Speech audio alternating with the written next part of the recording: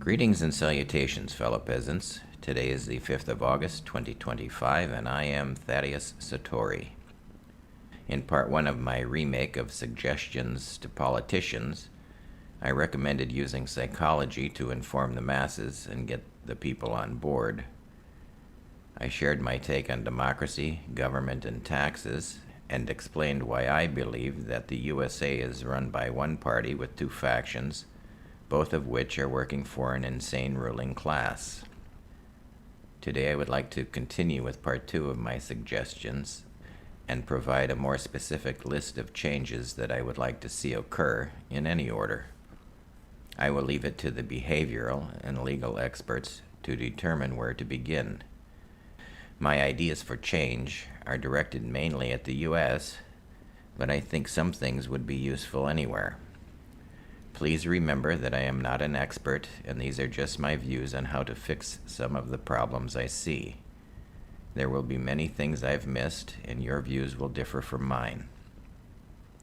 Issue 1, Election/Political Reform.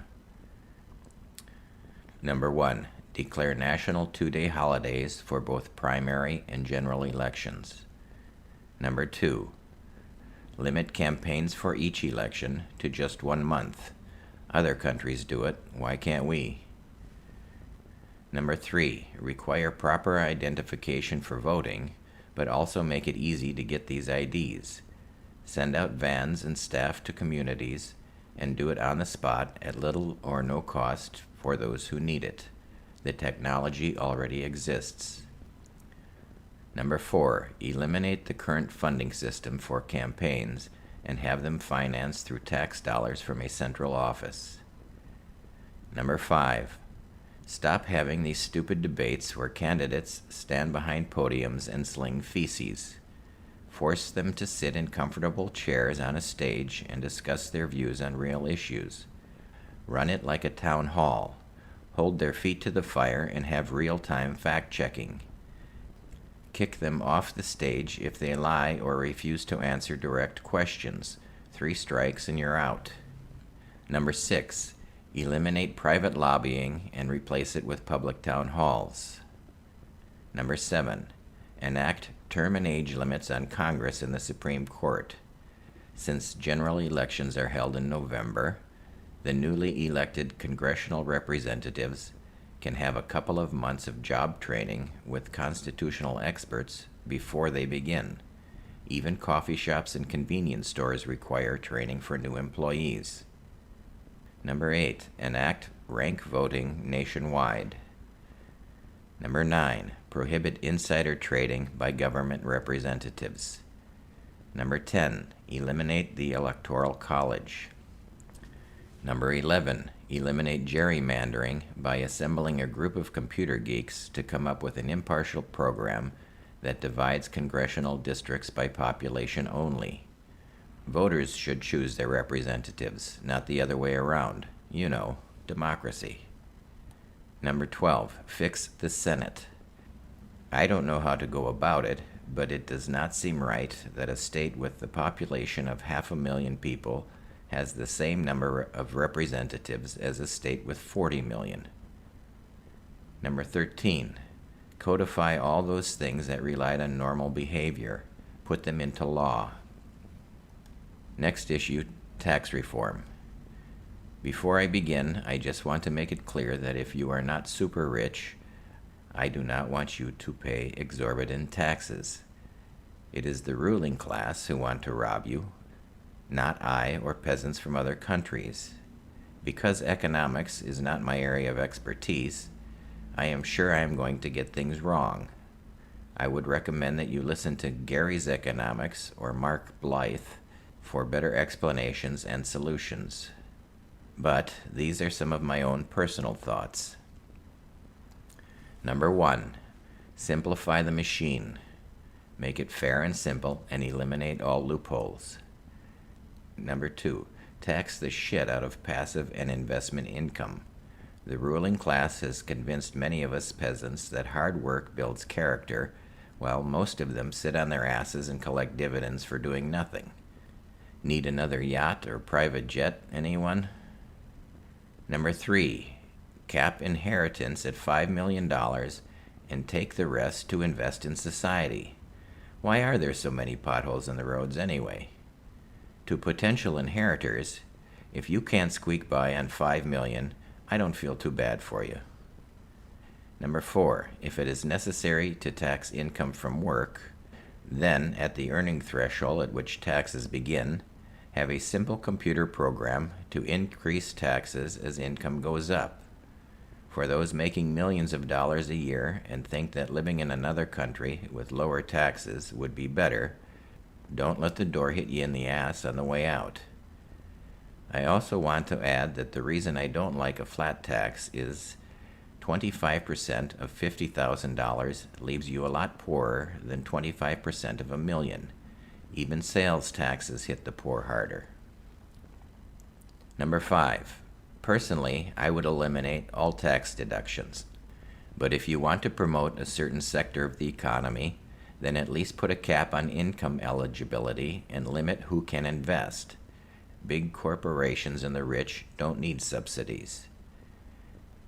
Number 6. Put the kibosh on tax havens, be they onshore or off. Number 7. If a person is filing a simple tax return, let the government do it and then send it to that person for approval. I believe Scandinavian countries do it that way. Or maybe just keep all tax returns simple. It's just a thought. I'll leave it to the experts. Number 8. Get the states together to come up with a base corporate tax. That way, states won't be competing in a race to the bottom. I would also start pursuing the same idea with other countries. Just look at all the shell companies currently in Ireland. There's got to be a better way. Issue 3. Other areas of the economy. Number 1. Perhaps I am missing something, but it seems to me that minimum wage should be determined locally. It costs a lot less to live in a rural area than it does to live in a big city. Maybe minimum wage should be based on the local cost of housing and groceries and then pegged to inflation. Just a thought. Number 2. Cap CEO pay at 20 times that of the average worker. You know, the way it was when America was great. Then, if the CEO wants to give himself a raise, everyone who works under him gets a raise of the same percentage. Number 3. Eliminate CEO payments in stock. Number 4. Eliminate stock buybacks. All these big corporations took taxpayer bailouts, then used our money to raise their stock prices rather than reinvesting. We humans are not to be trusted, especially when it comes to money. Number 5. Find a balance between regulations and what is needed. California has gone too far one way. Texas has gone too far the other. Find the happy medium. Number 6. Cap interest rates for credit cards, payday loans, and all other organizations involved in banking. Maybe we could put nonprofit savings banks back into the post office, like it used to be. Number 7. Prohibit ridiculous charges for services that should already be included. What the hell is an account maintenance fee at a bank? Isn't that part of the deal? Number 8. Make it easy to quit memberships or subscriptions. I once had to pay a fee to quit a yoga studio because I hadn't given them a 1-month notice. I had been paying monthly in cash. What the? Number 9. Perhaps create a government app to compete with Uber and the likes. Allow the drivers to pocket the bulk of the money for doing the actual work. Number 10. Prohibit huge companies from buying up the competition. Capitalism needs competition and innovation. Number 11. Break up huge corporations for the same reason. Now, a few thoughts on healthcare. Number 1. Start building government hospitals and clinics in rural areas. I have lived in less developed countries that have both public and private systems running side by side. If they can do it, we can. Number 2. Force hospitals and clinics to provide menus with prices. Number 3, allow Medicare and Medicaid to negotiate on prices. Perhaps we should have Medicare for all. Number 4, prohibit the renewal of patents for minor tweaks to recipes of medications. Number 5, put medical research and development in university labs across the nation and fund them with tax dollars. You can have 2 or 3 teams at different universities working on the same problems. When a solution is discovered, award each member of the winning team $1 million, tax-free. It would be a bargain. If new treatments and medications are discovered, then everyone in the nation owns the patents because the R&D was funded by taxes. Next issue, housing. Number 1, prohibit the buying of properties by hedge funds and other huge corporations. Number 2, limit the number of homes and properties people can own. Number 3, prohibit foreign entities from buying homes, businesses, and land. I remember in the 1970s and 80s, the Japanese bought up Hawaii and priced the natives out of the market, making it too expensive for them to live in their own land. In Thailand, I was not allowed to own a home or land because I was a foreigner. When my wife and I split up, I had to walk away from the 2 properties that I had largely paid for. In spite of my personal loss, it makes sense not to leave the locals with nowhere to live. Number 4, start building homes for the people who need them, but also train future residents to build these homes themselves. We tend not to take care of things when we don't have some skin in the game. Plus, the country will have a good stock of well-trained builders. Now, thoughts on energy. 1. Explain to the people how almost all our energy ultimately comes from the sun, be it fossil fuels, wind, waves, or solar. Number 2, educate the people on the global changes that are occurring in renewable energy. Explain why and how this is inevitable, and how the U.S. is already well behind. Explain the impact it will have on their pocketbooks. Spell it out in simple language. Number 3, explain the costs and time scale of development of all forms of power generation. Again, make the different costs tangible through pocketbooks. While I am still on the fence about nuclear power, I do know that the plants are expensive and take about 10 years to come online. How does that compare with other forms of energy? Number 4, diversify and localize energy production. Use whatever source is easiest, cheapest, and most abundant. In some parts of the U.S. and the world, this could be geothermal. In other parts, waves, tides, wind, solar, or some combination thereof. Number 5, keep generation and distribution small and local. Put your eggs in lots of different baskets so that if the system goes down in a big storm or gets hacked, it doesn't leave millions without power. Localize. Number 6, begin connecting the dots between these ever more frequent and massive natural disasters and a rapidly changing climate. Sure, the climate is always changing, but now it's the speed of the change that is leaving all species, including us, with insufficient time to adapt. I recommend to all of you who are listening that you start watching Weathered on PBS Terra to see what is happening and to explore possible solutions. And watch Belle of the Ranch for practical advice on how to prepare yourself and your family to survive natural disasters. Start organizing with neighbors. We are going to need each other more than ever with the federal government bowing out of the picture. Finally, I would like to share a few thoughts on education, something I do know a bit about. Number 1, have publicly funded daycare centers separate but located on elementary school campuses. In Thailand, we had a 3-tiered kindergarten system where we could leave our kids while we went to work. If you want single moms to get off welfare, provide them cheap, safe places to leave their kids. Number 2, stop funding schools through property taxes. Fund them by head count and need from other revenue sources. Number 3, detach school funding from test score results. If my understanding is correct, in many states, schools that do worse on overall test scores get reduced funding because of their poor performance. If this is true, then it is completely backwards. Perhaps there should be more federal management. I don't know. Number 4, prohibit public tax dollars or tax breaks from going to charter and private schools. Personally, I would have just one public system where everyone goes.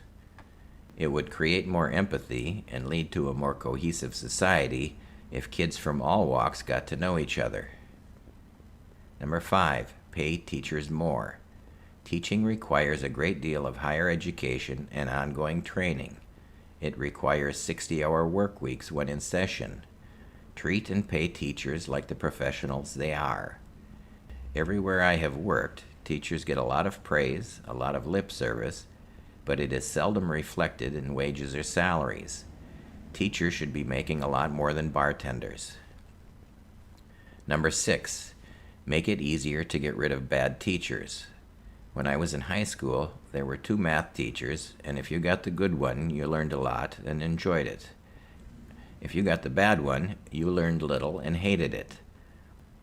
1 or 2 years out of 12 with lousy teachers is a huge loss in education for students. When I was teaching overseas, at the end of every term, the students would evaluate the teachers. If you were not a good teacher, you were out of a job. Even kindergartners know if they've got a good teacher. Number 7, limit class sizes to 21 students max. As students mature and progress through high school, class sizes can increase, but no one adult can effectively handle 35 fifth graders. It's not humanly possible. Number 8, make it easier for teachers to remove from the class students who have lost the parent and/or economic lotteries and end up sucking up all the teachers' time and energy with behavioral problems. It's not fair for those students who have come there to learn. Improve alternative programs and support for these kids. Number 9, at 3rd grade, divide students by level in each subject, not by age or grade. There is nothing more damaging to students or demoralizing to teachers than having to teach to the middle while letting the weak fall further behind and the gifted sit there bored. By 3rd grade, students are ready for this. Number 10, put an end to just passing on students who are not up to speed. Offer remediation and get them up to speed. Number 11, create a 2-tiered high school system. One for those who know they are going to college, and one for those who are not interested at that time, like they have in Germany. For those who are not college-bound, once they have mastered the 3 R's to the level necessary for functioning in society, allow them to finish formal schooling at 16 and go into one of the many well-paying trades that society needs. Provide free apprenticeship and community college programs for them. Number 12, make higher education cheap, like it used to be. I can't figure out why college was cheaper before computers than it is now. Follow the money. Number 13, look at different systems around the world and see what works and what doesn't. Adopt what works. I'm going to stop here. Yes, there are many more improvements that need to be made, but this should be enough to begin. Maybe you agree with me on some things, but not on others. That is okay. Create your own list. I am sure we can compromise and come up with a good place to start. Let's not allow the perfect to be the enemy of the good. That's all I've got for now. Take good care of yourself and those near you. Thanks for listening. Cheers.